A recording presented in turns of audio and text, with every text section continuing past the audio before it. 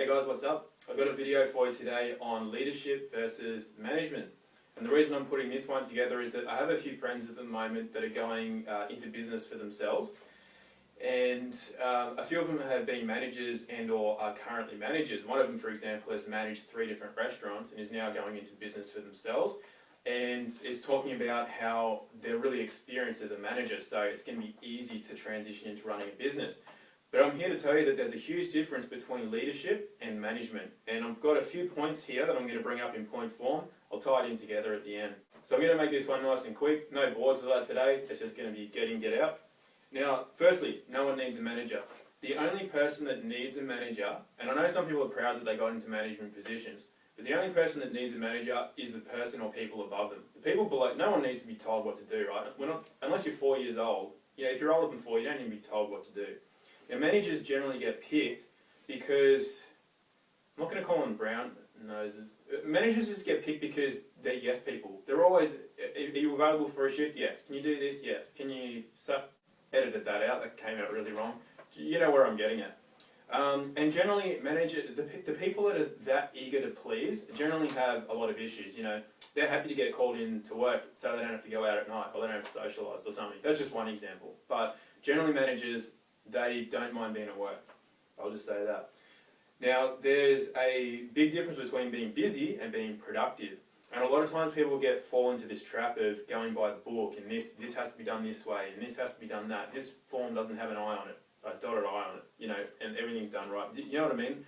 You need to, when you come down to leadership, you want to be less pedantic about things and just keep in mind the vision, the bigger picture, the overall picture. Now, I've had some great managers myself, had a bunch of really ordinary ones. That's how I've kind of get to know these sorts of things.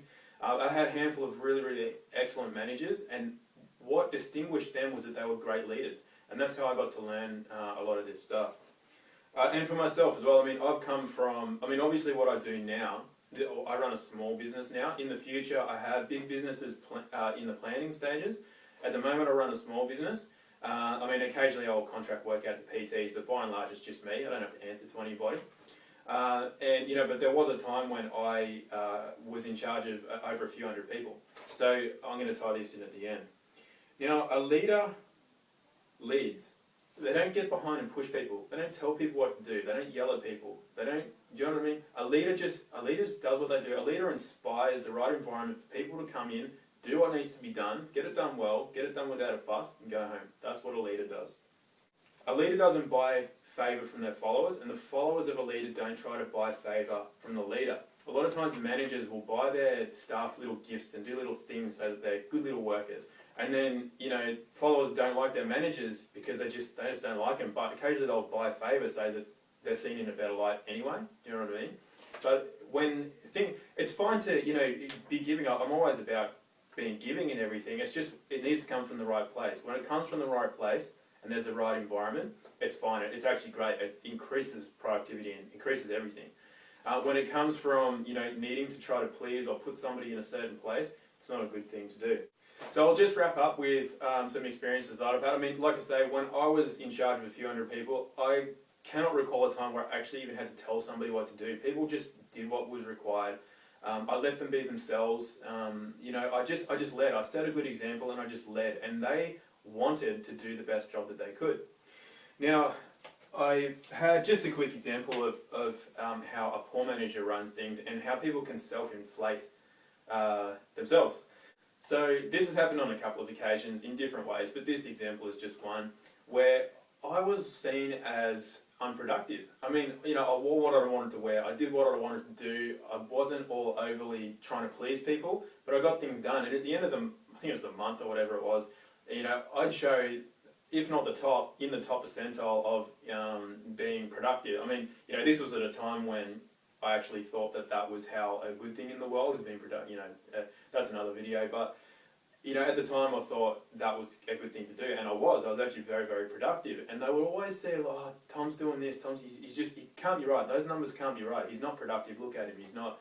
And it's just because I was being me, and I wasn't being a brown nose. Now the thing is that it's because nothing needed to be done beyond that. A manager generally has to justify their position, so they're always trying to make you do something to make them look better, so they don't have to answer to their boss. And a lot of times that just shows that that's a useless position.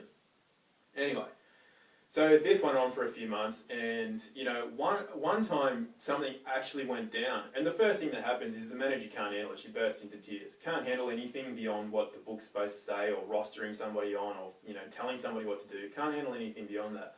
So I just it wasn't even that big of a deal. I just sort of shrug, fix it. There you go, no worries, done.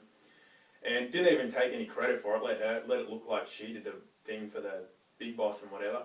But it just went to show that being productive and being busy and just being yourself and needing a manager to tell you what to do, it's not always the case. So if you're in that position, if any of this is sounding familiar to you, I just recommend that you really look into leadership more than management.